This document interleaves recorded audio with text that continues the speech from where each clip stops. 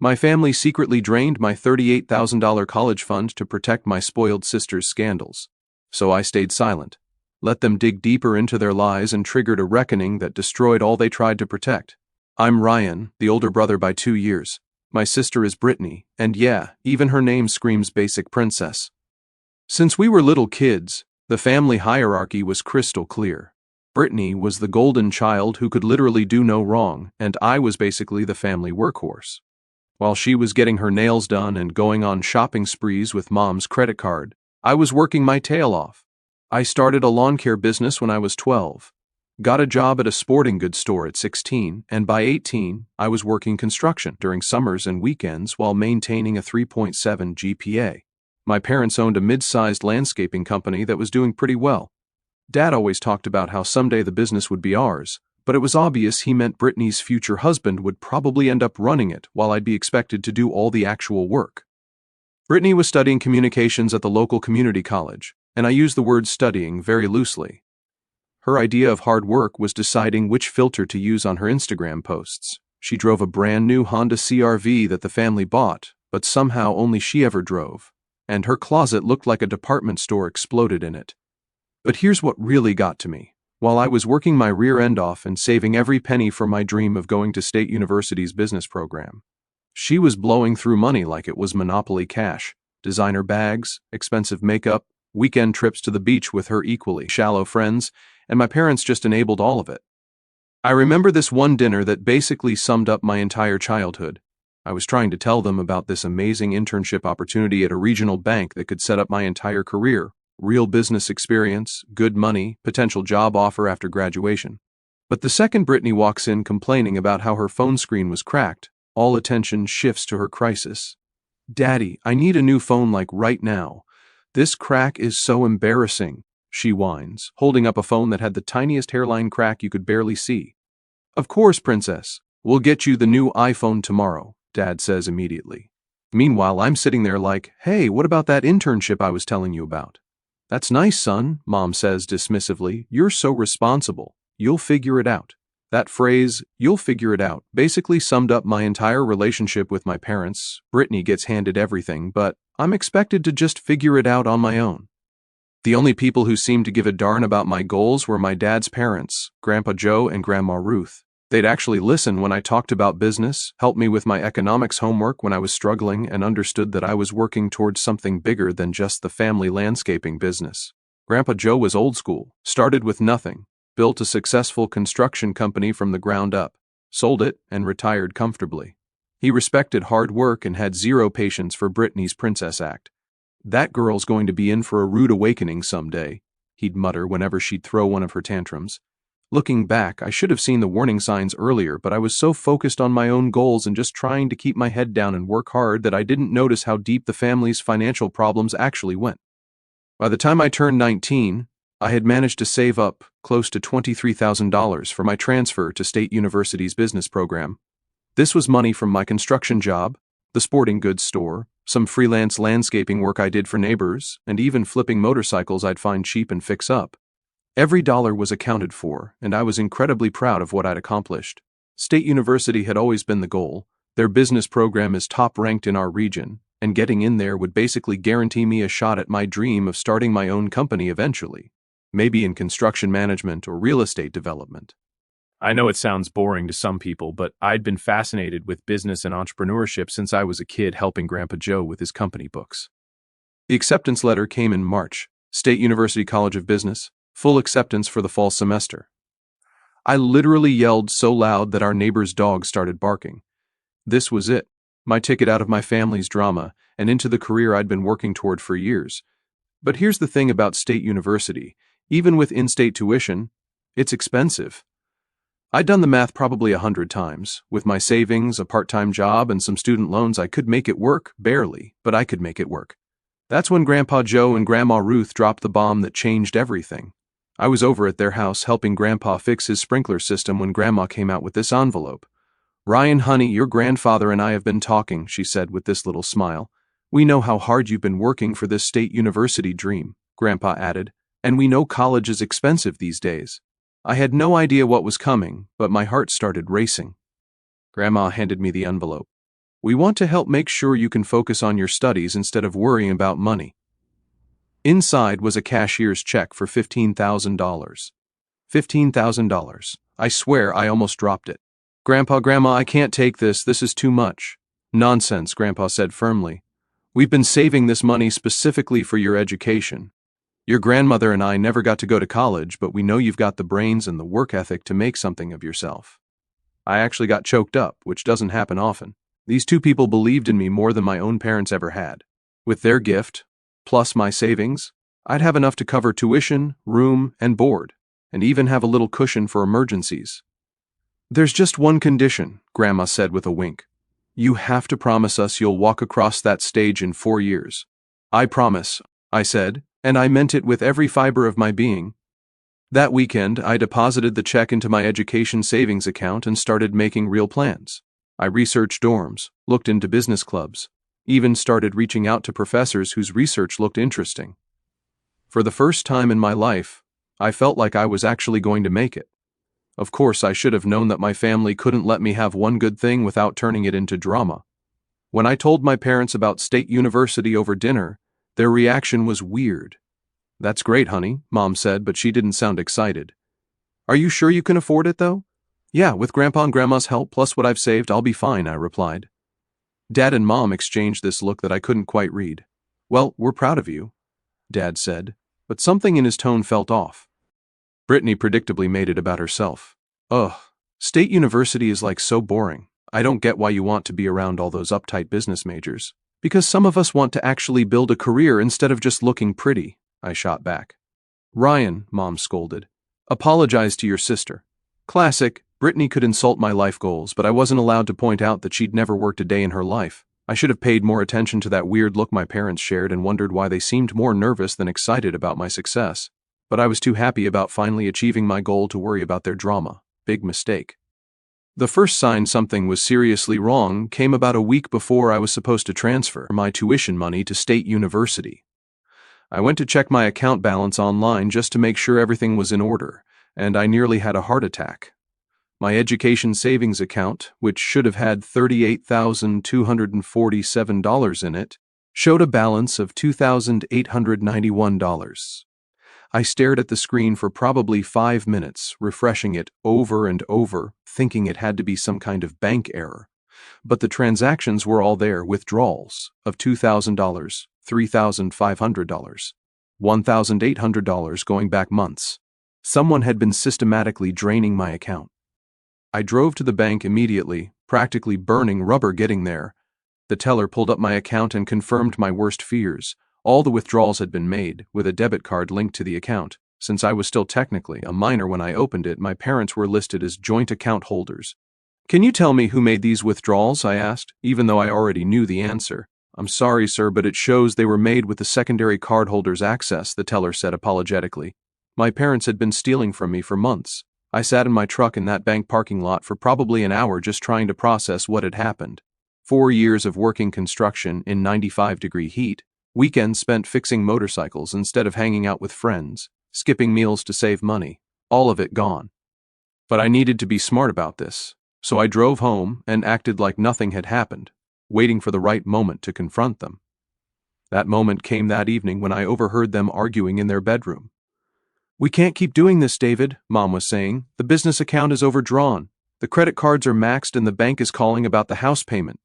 I know, Dad replied. "But what choice do we have? We can't let Brittany's mistakes ruin her future."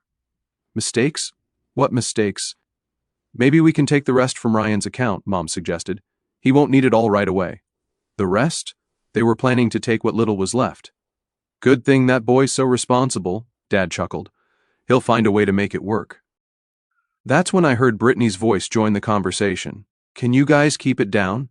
I'm trying to FaceTime with Blake about our Miami trip next month." Miami trip? While my parents were stealing my college money, Princess Brittany was planning another vacation. I had heard enough and walked straight into their room without knocking. "We need to talk," I said, probably looking as mad as I felt. All three of them went silent like kids caught with their hands in the cookie jar. "Ryan, honey, we were just—" Mom started. "Where's my money?" I interrupted. "Where's the $35,000 from my education account?" The silence in that room was deafening. Finally, Dad cleared his throat. "Son, We had some unexpected expenses with the business. We borrowed some of your money, but we'll pay it back. Borrowed? I could feel my voice getting louder. You stole it, and you were just talking about taking the rest. Don't you dare speak to your father that way, Mom snapped. Brittany was still laying on her bed, scrolling through her phone like this conversation didn't concern her at all. God, you guys are so dramatic. It's just money. Just money. 4 years of my life savings was just money to her. What mistakes, I asked, remembering what Dad had said. What mistakes of Brittany's are you covering up? That's when the real truth started coming out. Apparently, my darling sister had racked up about $12,000 in credit card debt buying clothes, makeup, and funding her Instagram lifestyle. She'd also gotten multiple traffic citations that cost thousands in legal fees and fines. Oh, and she totaled her previous car while texting and driving, and insurance didn't cover all of it because she was technically at fault. So, you stole my college money to pay for her shopping addiction and reckless driving? I asked incredulously. We didn't steal anything, Dad said defensively. It's family money, and family takes care of family. I'm family too, I shouted. What about my future? You're smart. You'll figure something out, Mom said with a shrug. Brittany needs more help right now. I looked at my sister, expecting her to at least look ashamed or apologetic. Instead, she just rolled her eyes. Can you guys fight about this later? I'm trying to plan a vacation here. That was the moment I realized my family didn't see me as a son or brother. They saw me as a resource to be exploited for Brittany's benefit. I was nothing more than a bank account with legs. Fine, I said quietly, but don't expect me to just forget about this. I walked out of that room knowing that my relationship with my parents would never be the same, but more importantly, I was already starting to plan my revenge. The next few days were honestly some of the darkest of my life. I had to call State University and explain that I needed to defer my enrollment for a semester due to family financial issues. The woman in the admissions office was sympathetic, but I could hear the disappointment in her voice. I felt like my entire future had been stolen from me, but instead of wallowing in self-pity, I decided to get smart about this. If my family wanted to play dirty, I needed to understand exactly how dirty they were willing to get. My buddy Tyler from work had always been good with computers and internet research. His dad had been screwed over in a business deal a few years back, and Tyler had helped him gather evidence for their lawsuit. I figured if anyone could help me figure out what my family was really up to, it was him. Dude, that's seriously messed up, Tyler said when I explained the situation. You want me to see what I can dig up on your family's finances? Everything you can find, I told him. I need to know exactly where my money went and what else they might be hiding. We spent the next 2 weeks meeting at the public library after work, using their computers to research public records, business filings, court documents, anything we could find. What we discovered was so much worse than I had imagined. First, we found out that Dad's business was in serious trouble. He owed back taxes, had defaulted on equipment loans, and was facing multiple contractor complaints with the state licensing board. Apparently, he'd been cutting corners on jobs and using cheap substandard materials to save money. Look at this, Tyler said, pulling up a court filing. Your dad got sued by 3 different customers last year for faulty installations. But the real shocker came when we dug into Brittany's social media and cross-referenced it with financial records. This girl wasn't just irresponsible with money, she was basically committing fraud.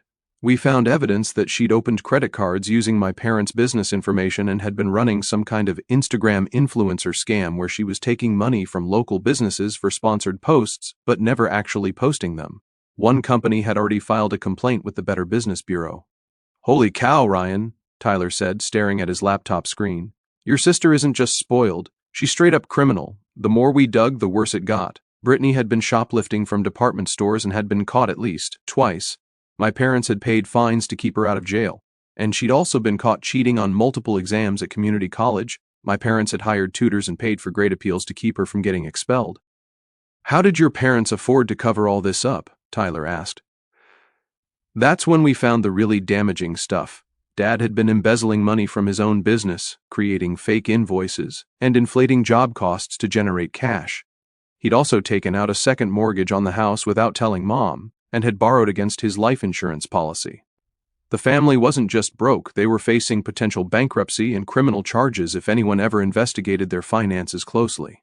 This is insane, I muttered, looking at all the evidence we'd gathered. They're basically running a criminal enterprise and they've been using my college money to fund it. Tyler leaned back in his chair. So, what are you going to do with all this? I'd been thinking about that question for days. I could go to the police, but that would probably just result in my entire family going to jail and me getting nothing back. I could confront them again, but they'd obviously just lie and make excuses like they had before, or I could be strategic about it and use what I knew to my advantage. I'm going to play the long game, I told Tyler. Let them think they got away with it and then hit them when they least expect it. I spent the next few weeks acting like everything was normal. I picked up extra shifts at work, started looking into community college options for spring semester, basically played the role of the disappointed but resigned son who was accepting his fate, while quietly documenting everything, every expensive purchase Brittany made, every lie my parents told about the business, every sign that they were still living beyond their means while I scraped together money for ramen noodles. The final piece of information I needed came from an unexpected source. Grandpa Joe called me one afternoon sounding worried. "Ryan, have your parents asked you about our gift to you, about the $15,000? No, why? Your father called yesterday asking if we could lend the family some money to help with business expenses. When I asked him why he didn't just have you contribute some of your college money, he told me you'd already spent most of it on pre-enrollment expenses." My blood started boiling. Not only had they stolen my money, but now they were lying to my grandparents about it. "Grandpa, there's something I need to tell you about that money." After I explained everything to him, there was a long silence on the phone. Finally, he spoke and his voice was cold as ice. "Those jerks stole from their own son. Ryan, what do you need for me to make this right?" And that's when I knew I had all the allies and information I needed to destroy them. Grandpa Joe was mad in a way I'd never seen before. When I told him and Grandma, Ruth, the whole truth about what had happened to their gift and my savings, he went dead silent for about 2 minutes, then started making phone calls. "I'm calling our attorney," he told me. "What your parents did isn't just morally wrong, it's theft. We're going to make sure you get every penny back, plus damages." "But I had a different idea, Grandpa. What if we could get them to confess everything on their own, make them so desperate that they come clean and beg for help?" He raised an eyebrow. "What do you have in mind?" "Here's the thing about my family. They were all about appearances, Dad's business reputation, Mom's standing in her social circle, Brittany's Instagram image. Everything was about looking successful and put together, even when they were falling apart behind the scenes. So I decided to attack what they cared about most, their public image and their financial security. First, I started anonymously reporting Dad's business violations to the state licensing board and the IRS. Remember all those cut corners and fake invoices Tyler and I had found? I provided detailed documentation of everything, along with copies of the financial records showing where the stolen money had gone. Next, I contacted the companies that Brittany had scammed with her fake influencer posts, provided them with evidence of what she'd done, and suggested they might want to pursue legal action, or at least report her to the relevant authorities.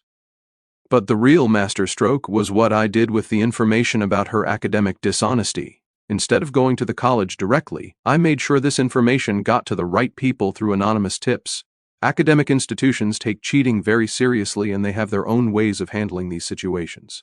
Within 2 weeks, the dominoes started falling. Dad got a letter from the state licensing board saying they were launching a formal investigation into his business practices. The IRS started asking questions about discrepancies in his tax filings. 2 of the companies Brittany had scammed filed complaints with the police for fraud, and then Brittany got called into the dean's office at her community college. Apparently, someone had anonymously reported her previous cheating incidents, and when they investigated, they found a pattern of academic dishonesty going back years. She got suspended pending a full investigation.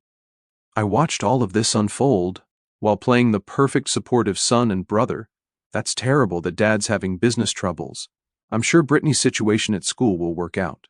Is there anything I can do to help? Meanwhile, I was secretly documenting their increasing desperation. Dad started working longer hours trying to fix the business problems he thought were just bad luck. Mom started having emergency phone calls with attorneys and accountants. Brittany was having daily meltdowns about potentially getting expelled. The beautiful part was that they still had no idea I was behind any of it. They thought I was too focused on trying to scrape together money for community college to pay attention to their problems. Things really ramped up when Dad's biggest commercial client canceled their contract after hearing about the licensing board investigation. That was about $40,000 in annual revenue gone just like that. "We're going to have to sell the house," I overheard Mom tell Dad one night. "There's no way we can make the mortgage payments with everything else falling apart." "What about Brittany's legal fees?" Dad asked. "The attorney wants another $5,000 retainer." "I don't know. Maybe we can ask your parents for help." That gave me an idea for the final phase of my plan. I called Grandpa Joe. "I think it's time for you and Grandma to have a little family meeting with my parents, but I want you to record everything they say." "What exactly do you want me to ask them?" Ask them about the money they stole from me. Make them think you know everything and see if they'll confess. Tell them you might be willing to help financially, but only if they're completely honest about what's been going on. Grandpa Joe's voice got that cold edge again. Oh, I'll get them to talk. All right, your grandmother and I have been carrying this family for years, and it's time for some truth. We set up the meeting for the following Sunday. Grandpa told my parents he wanted to discuss family finances and see how he could help with their recent difficulties. I made sure I had a really good reason to be out of the house that day. The last thing I wanted was to be around when this bomb went off. Sunday afternoon, I was working on a friend's car about 10 miles from home when Grandpa Joe texted me, "It's done. You're not going to believe what these idiots admitted to." He and Grandma had gone to my parents' house for what my parents thought was going to be a bailout conversation. Instead, it turned into a complete confession of everything they'd done. I drove to my grandparents' house as soon as I got the text. Grandpa had everything recorded on his phone. Apparently, he told my parents he was recording for legal purposes to make sure any financial assistance was properly documented, and they were so desperate for money that they agreed to it. "Just listen to this," Grandpa said, hitting play. The recording was even more damning than I'd hoped. Within the first 10 minutes, my parents had admitted to taking my college money, lying about it, and using it to cover Brittany's mistakes. But as the conversation went on, they revealed even more. Dad confessed to the embezzlement, the tax fraud, the fake invoices, everything. He was crying by the end, talking about how the business was going to fail and they might lose the house. Mom admitted to enabling Brittany's behavior for years because she was afraid of confronting her and revealed that they had been covering up Brittany's problems since high school, including multiple shoplifting arrests and academic cheating incidents that I hadn't even known about. But the most shocking part was when Brittany herself showed up halfway through the conversation. She was supposed to be at a friend's house, but apparently she'd been eavesdropping from the kitchen. "Are you guys seriously throwing me under the bus right now?" Her voice came through clearly on the recording. "Sweetheart, we're just trying to explain," Mom started. "Explain what? That you took Ryan's nerdy college money to pay for my stuff? So what? He would have just wasted it on boring business classes anyway." Even Grandpa Joe was speechless when he heard that part. The recording continued with Brittany basically confirming everything we'd suspected and more. She admitted to the credit card fraud, the influencer scams, even stealing money directly from Dad's business register, but she showed absolutely no remorse about any of it. "Ryan is such a loser anyway," her voice continued on the recording. "He'll probably just end up working at some random job somewhere. At least when I'm an influencer, I'll actually be making good money." That's when Dad apparently lost it and started yelling at her about how her influencer dreams had already cost them everything. Brittany started screaming back about how they'd always promised to take care of her and how it wasn't her fault that Ryan was too stupid to notice his money was gone. The recording ended with Brittany storming out, Mom crying, and Dad begging Grandpa Joe to lend them money to fix everything. "What did you tell them?" I asked. Grandpa Joe smiled grimly. "I told them I'd think about it and get back to them. Then your grandmother and I came home and called our attorney." "What did the attorney say?" "He said, 'We have enough evidence to pursue criminal charges and civil recovery for theft, fraud, and breach of fiduciary duty.' But he also said there might be a more educational approach. He handed me a legal document. This is a restitution agreement. If they sign it, they agree to pay back every penny they stole from you, plus 18% annual interest, plus your actual damages for missing the state university semester.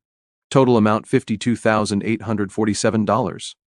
And if they don't sign it, then we file criminal charges and civil suits for everything we can think of. The attorney thinks we could probably get around $100,000 in damages, but it would take years and they'd probably go to jail." I thought about it for a moment. "What's the timeline on the restitution agreement? They have to pay it back within 6 months, or the full criminal and civil complaints get filed automatically? And how exactly are they supposed to come up with $52,847 in 6 months when they're basically bankrupt?" Grandpa Joe's smile got even wider. "That's the beautiful part. They can't. Which means in 6 months they're going to be right back here begging us to help them. Except by then they'll owe you even more money and we'll have them completely over a barrel." It was perfect. They'd have to admit their guilt, agree to pay me back, and then spend the next 6 months scrambling desperately to come up with money they didn't have, and when they inevitably failed, I'd have legal grounds to take everything. "There's just one thing I want to add to this," I told Grandpa Joe. "I want them to admit everything publicly. Social media confession, apology to everyone they've wronged, the whole thing. You want to humiliate them? I want them to face the same consequences that their actions deserve. They stole my future and showed no remorse. Time for them to learn what real consequences feel like. We called the attorney and added a public confession clause to the restitution agreement. Sign it and apologize publicly or face criminal charges immediately.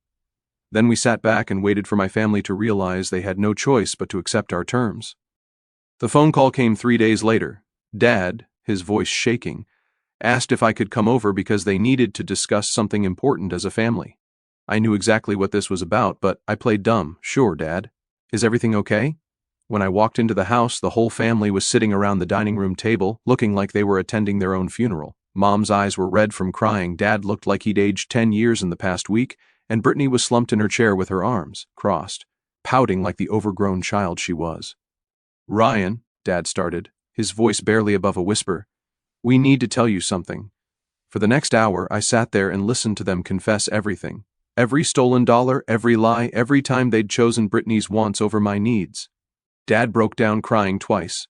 Mom kept apologizing over and over.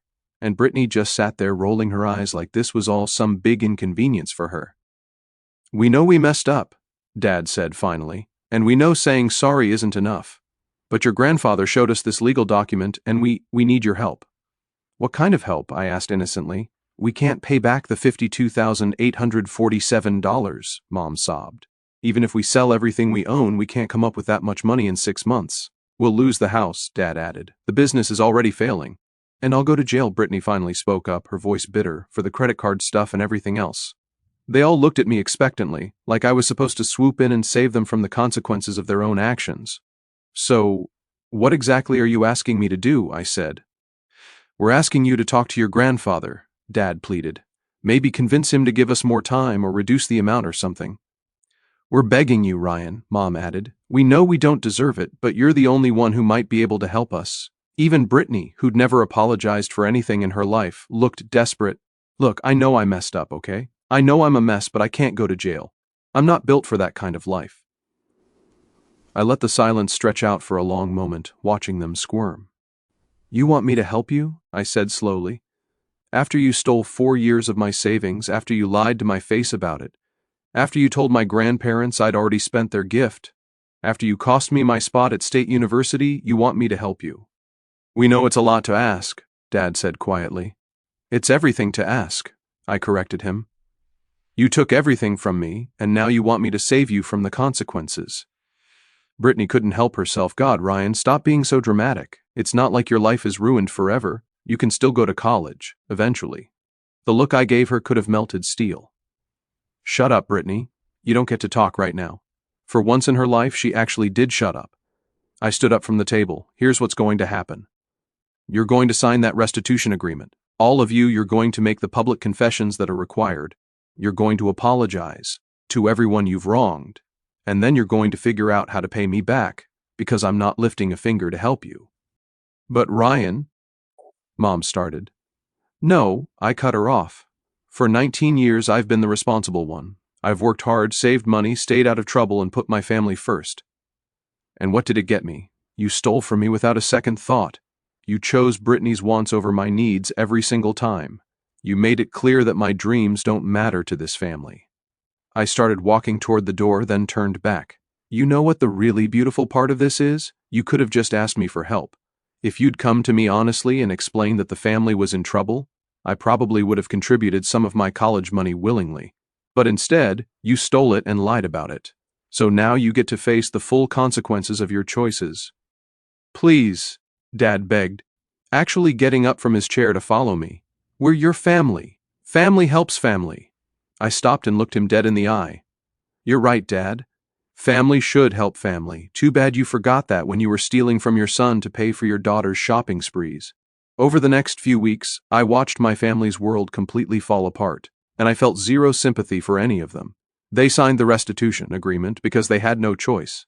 Dad had to shut down his business and declare bankruptcy. They put the house up for sale but couldn't find a buyer quickly enough. Mom had to get a job at a department store to bring in some income. And Brittany got expelled from community college and couldn't find any college that would accept her with a fraud charge on her record. The public confessions were probably the most satisfying part. Dad had to post on all his business social media accounts explaining why he was shutting down and apologizing to customers he cheated. Mom had to confess to her church group and social circle about the family's financial crimes. And Brittany had to post a full confession on her Instagram account admitting to the scams, the academic dishonesty, and the theft. Her follower count went from 15,000 to about 200 in a matter of days. But the real kicker came about 4 months into their 6-month deadline. They'd managed to scrape together about $18,000 by selling everything they owned, but they were nowhere close to the full amount. That's when they came crawling back to me, more desperate than ever. "Ryan, please," Dad begged during what had become their weekly. "Please save us visits. We've sold everything. Mom's working double shifts. We're about to be homeless. You have to talk to your grandfather. We'll do anything," Mom added. "We'll sign over any future inheritance. We'll work for you for free, whatever you want." Even Brittany had been humbled by this point. "I'll get a job," she promised. "I'll work at McDonald's or wherever. I'll pay you back myself if I have to." I looked at these 3 broken people who used to be my family and I realized something. My revenge was complete. They'd lost everything that mattered to them. Their business, their house, their social standing, their pride. They were exactly where they'd put me, except worse because they'd done it to themselves. "Actually," I said, "there is something you can do." Their faces lit up with hope. "You can finish paying me back exactly as agreed.